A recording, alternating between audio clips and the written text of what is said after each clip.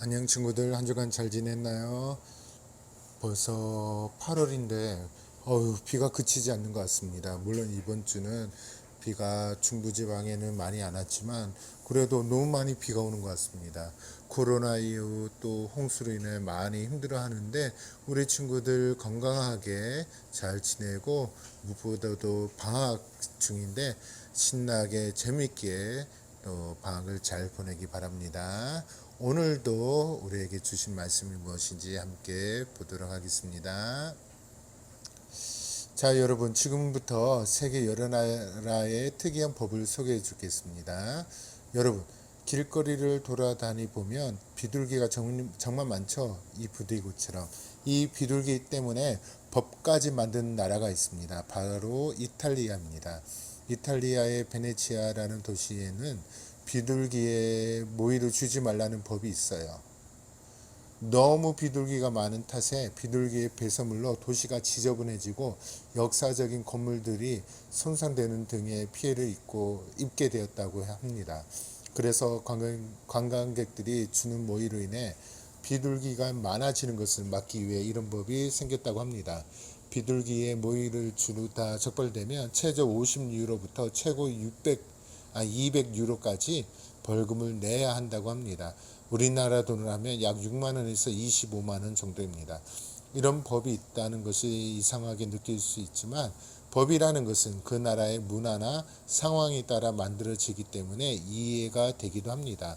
또 아름답기로 유명한 미국의 하와이에도 특이한 법이 있습니다. 하와이는 어떤 내용이냐면 2017년 10월 20일부터 길을 걸을 때 스마트폰을 사용하면 안 된다는 산만한 보행 금지법이라는 법이 시행이 되었습니다. 길이나 횡단보도 등에서 걸을 때 스마트폰을 사용하다 적발되면 최저 15달러, 우리나라는 18,000원 정도, 그리고 최고 95달러, 약 11만 원 정도 벌금을 내야 된다고 합니다. 스마트폰 외에 노트북, 태블릿 PC, 전자책 등 다른 전자기기 사용도 금지되고 있습니다.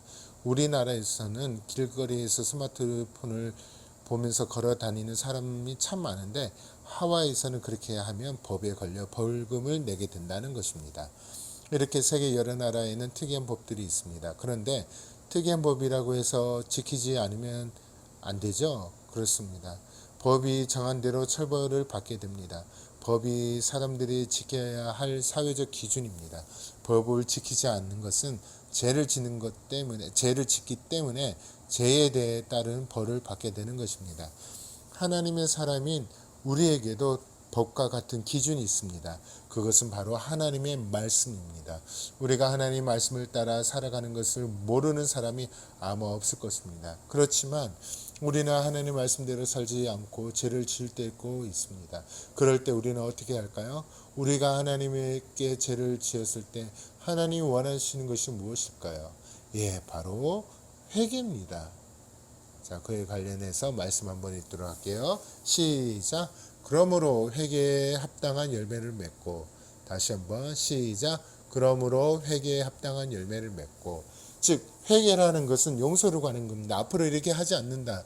즉 그렇게 하지 않는다라는 것에 그것으로만 끝나는 것이 아니라 그 삶의 변화된 모습을 보여주는 것이 이런 열매를 맺는다는 뜻입니다.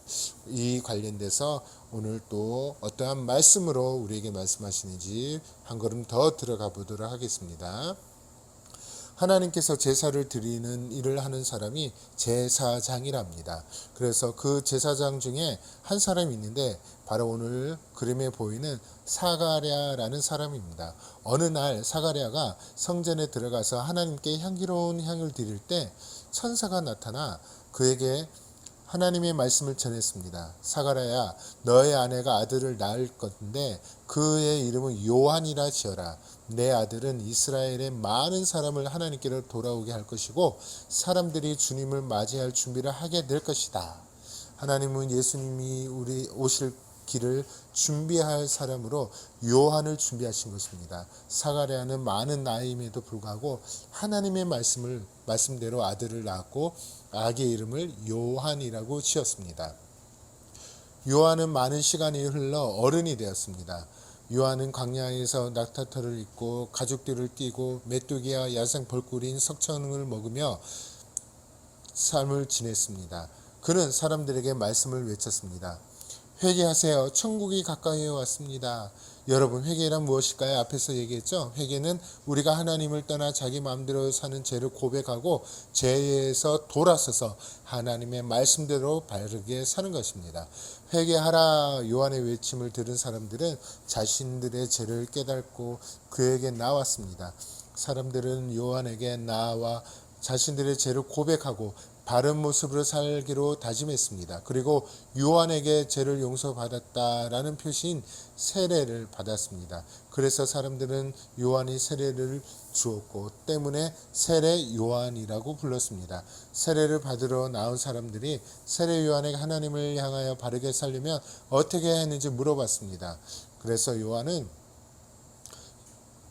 옷 두 벌이 있는 사람은 하나도 없는 사람에게 나눠주고 먹을 음식이 있는 사람은 음식이 없는 사람에게 나눠주고 이번에는 세금을 걷는 세리인들이 요한에게 세례를 받으며 와서 자신들은 어떻게 해야 되는지 물어봤습니다. 그래서 요한은 정해진 세금 외에 더 많은 세금을 거두지 말라라고 말해 주었습니다. 군인들도 요한에게 와서 사람들에게 어떻게 했는지 물어봤습니다. 요한은 사람들로부터 강제로 돈을 빼앗거나 거짓말을 하지 말고 자신이 임금으로 받은 돈으로 만족하라라고 얘기합니다. 이렇게 요한은 많은 사람에게 죄를 고백하고 하나님을 향해서 바르게 살려고 전했습니다. 무엇보다도 이 세례 요한은 다음 시간에 얘기했지만 이제 오실 예수님에 대해서 얘기합니다. 우리는 이때마다 용서를 구하지만 진정한 우리가 회개할 수 있는 근거는 바로 예수님입니다. 예수님이 왜 예수님이죠? 예수님이 나를 위해서 우리 위해서 십자가에 돌아가셨기 때문입니다. 우리의 죄 때문에. 그래서 우리는 모든 기도마다 예수님의 이름으로 기도하죠. 그래서 세례 요한은 이러한 죄에 대해서 회개하라라고 하지만 결국은 예수님을 향해 준비된 사람입니다. 이것은 다음 시간에 또한 얘기하고 다시 한번 회개에 대해서 돌아간다면 말씀대로 하나님 말씀대로 살아라라고 세례 요한은 얘기합니다. 그래서 오늘 본 말씀 이렇게 얘기하죠. 다시 한번 읽을까요? 그러므로 회개에 합당한 열매를 맺고 우리는 하나님을 떠나 우리 마음대로 사는 죄를 지을 때가 있죠. 강두산도 그렇습니다. 순간 잘못을 벗어나기 위해 다른 사람에게 거짓말을 하기도 하고 다른 사람을 미워하고 질투하기도 합니다. 그럴 때 우리의 죄를 하나님께 고백하고 죄에 대해서 돌아서서 하나님 말씀대로 살아야 합니다. 그런데 중요한 것이 있습니다. 회개했다고 하면 같은 죄를 계속 반복해서 짓는 것은 진정한 회개한 사람이 아닙니다. 물론 또 부족해서 넘어지고 또 쓰러질 수도 있습니다. 그런데 일부러 또 됐지 또 용서해 주겠지 하면서 또 계속 반복하면 안 되겠죠. 회개한 사람은 반드시 달라진 모습으로 죄에 대해 돌아서서 하나님 말씀을 살아야 됩니다. 이것이 회개에 합당한 열매를 맺는 삶입니다. 이렇게 우리가 잘못을 회개할 때 예수님의 이름으로 우리의 죄를 용서해 주십시오라고 고백을 해야 됩니다. 세례 요한의 외침처럼 우리의 모두의 잘못을 회개하고 바른 모습으로 살기 위해 우리는 애써야 됩니다. 그럴 때 하나님께서 우리를 또 긍휼히 여겨줍니다. 하나 절대 우리가 잊지 말아야 될 것은 비록 넘어지고 또 잘못할지라도 하나님 우리를 포기하지 아니하시고 버리시지 아니하시고 언제나 나에게 와라 언제나 두 팔 벌려서 우리를 안아주시는 분이라는 것을 기억하시기 바랍니다. 벌써 8월달이 되었지만 우리가 함께 예배를 드리지 못하는 모습들이 너무 많대요. 그리고 또 지나갈수록 시간이 가면 갈수록 점점 예배 드리는 모습 또 동영상으로 보는 이 설교가 많은 친구들이 보지 못하는 것 같습니다. 너무나도 안타까워요. 우리가 놓지 말아야 되는 것은 하나님을 더욱더 사랑하고 더욱더 말씀을 듣고 말씀대로 살아갈 수 있는 우리 친구들이 되기 바랍니다. 정말 우리 친구들 얼굴 까물 것 같아요. 얼른 코로나가 끝나고 우리 친구들이 함께 강도사님과 함께 우리가 하나님을 예배하고 찬양할 수 있는 그 시간이 되었으면 좋겠습니다. 한 주간 또 잘 지내시고, 비록 또 한 주간 또 하나님 앞에 죄를 질지라도 늘 말씀대로 살릴 수 있는, 몸부림칠 수 있는 우리 친구들이 되기 바랍니다. 한 주간도 잘 지내요. 안녕.